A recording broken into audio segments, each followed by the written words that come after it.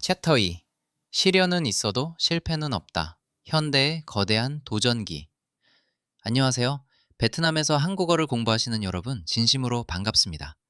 이 오디오북은 여러분이 한국어라는 새로운 세상을 더 쉽고 즐겁게 탐험할 수 있도록 특별히 제작되었습니다.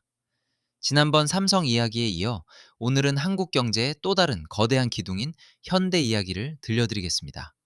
현대라는 이름은 베트남 거리 어디에서나 볼 수 있는 자동차 브랜드로 아주 친숙하죠. 하지만 현대는 단순히 자동차만 만드는 회사가 아닙니다. 바다 위에 거대한 배를 만들고 세계적인 건물을 짓고 이제는 하늘을 나는 자동차를 꿈꾸는 기업입니다.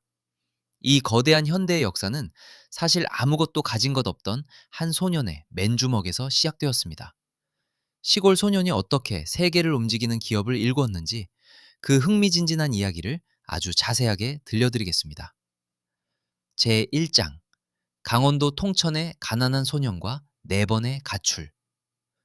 현대 창업자 정주영은 1915년 지금은 북한 땅인 강원도 통천의 아주 가난한 농가에서 8남매 중 첫째로 태어났습니다.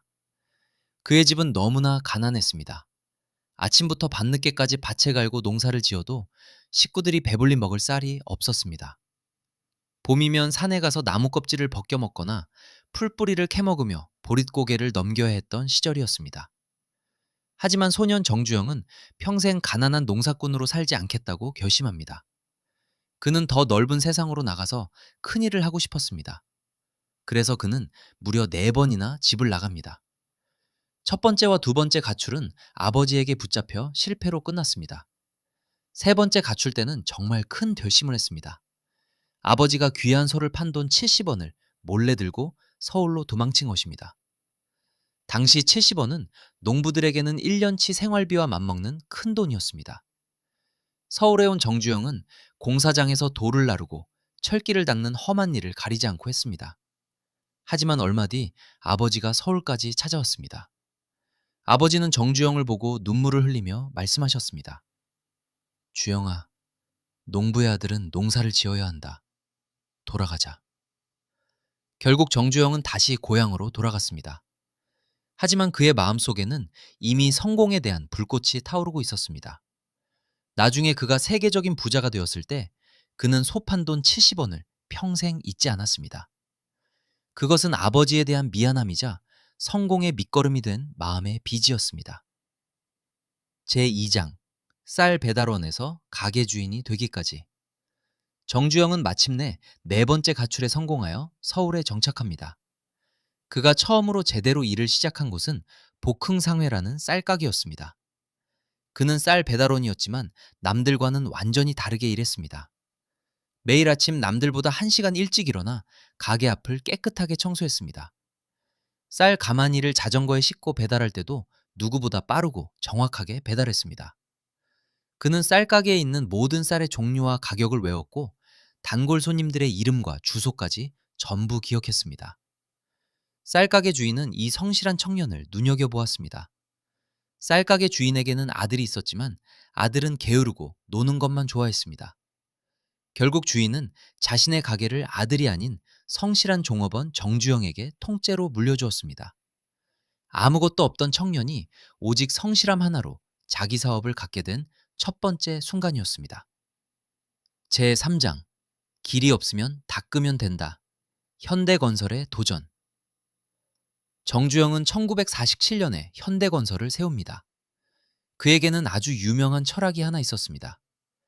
길이 없으면 길을 찾고 그래도 없으면 길을 닦으면 된다는 것입니다. 그는 불가능하다는 말을 가장 싫어했습니다. 가장 유명한 일화 중 하나는 부산에 있는 유엔군 묘지의 잔디공사입니다. 1952년 한겨울 미군 부대에서 급한 요청이 왔습니다.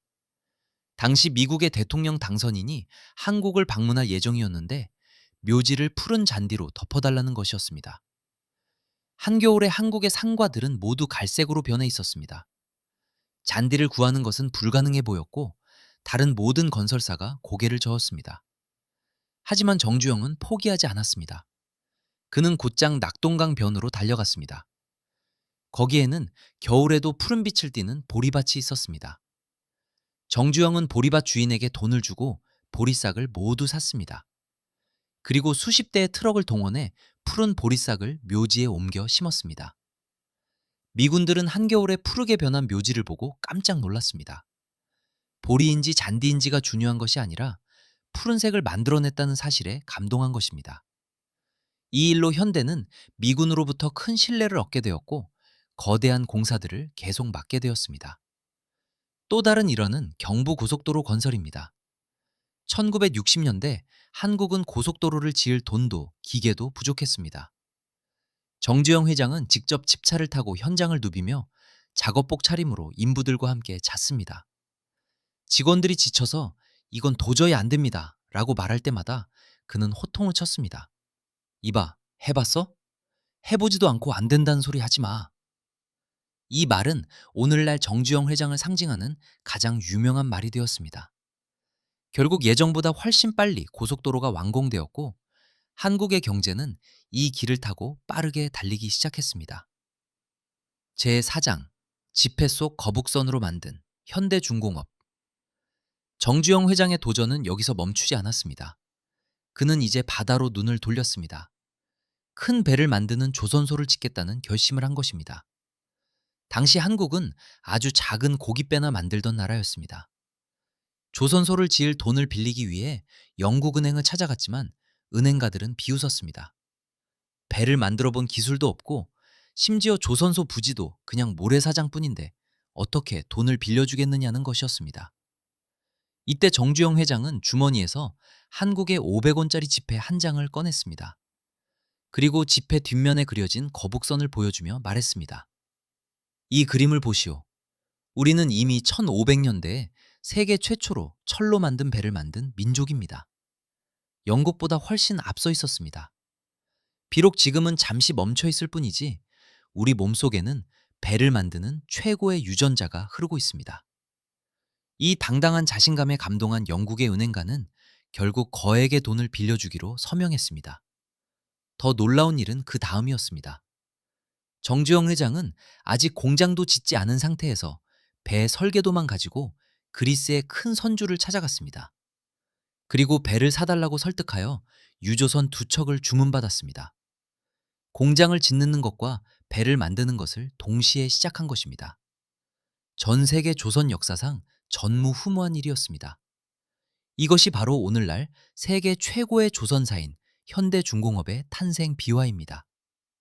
제5장 우리 기술로 만든 우리 차, 현대자동차의 고독한 사투.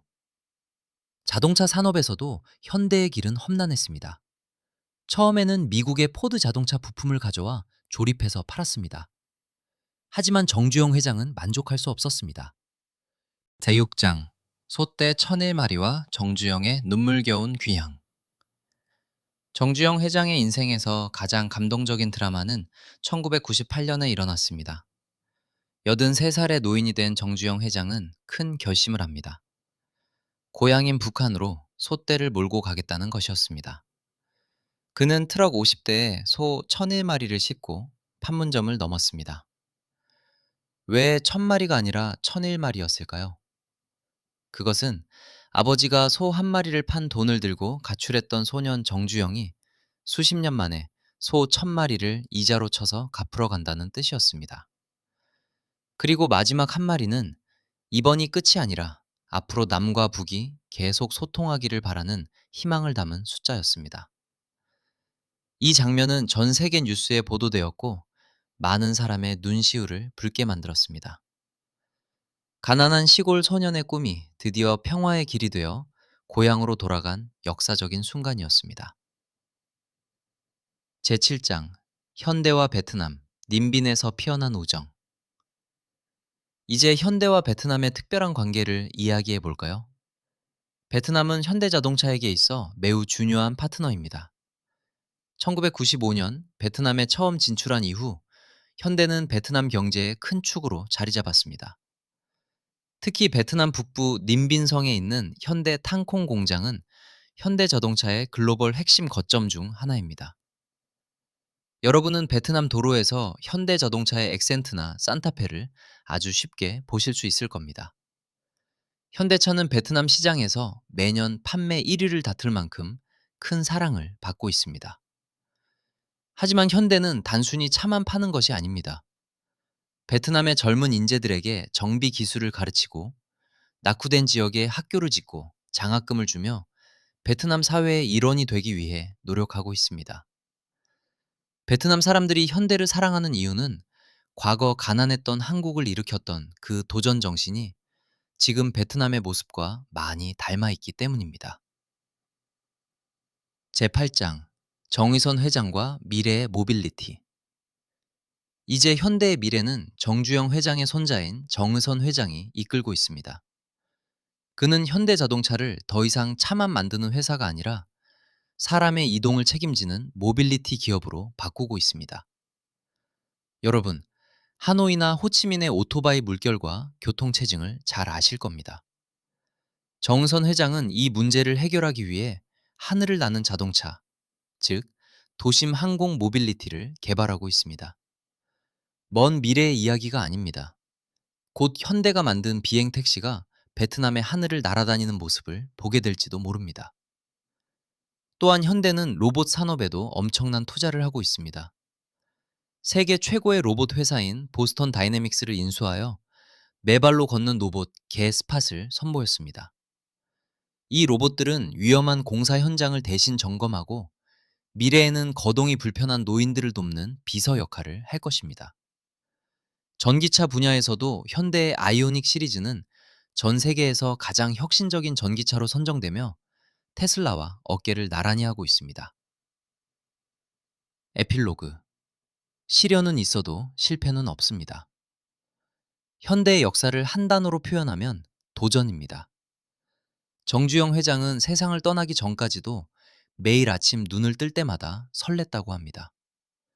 오늘은 또 어떤 재미있는 일이 나를 기다리고 있을까 하며 기분 좋게 하루를 시작했습니다. 여러분, 한국어 공부가 너무 힘들어서 책을 덮고 싶을 때가 있으신가요? 문법이 헷갈리고 발음이 안 돼서 속상할 때가 있나요? 그럴 때마다 현대의 정신을 떠올려 보세요.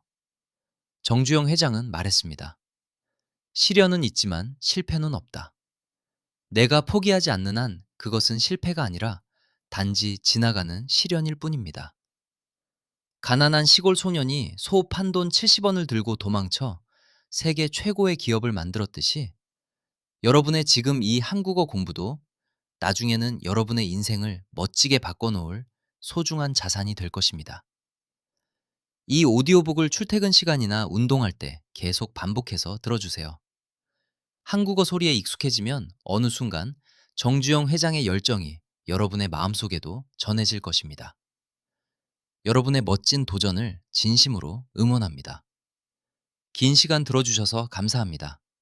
다음 시간에 더 흥미로운 이야기로 찾아뵙겠습니다. 안녕히 계세요.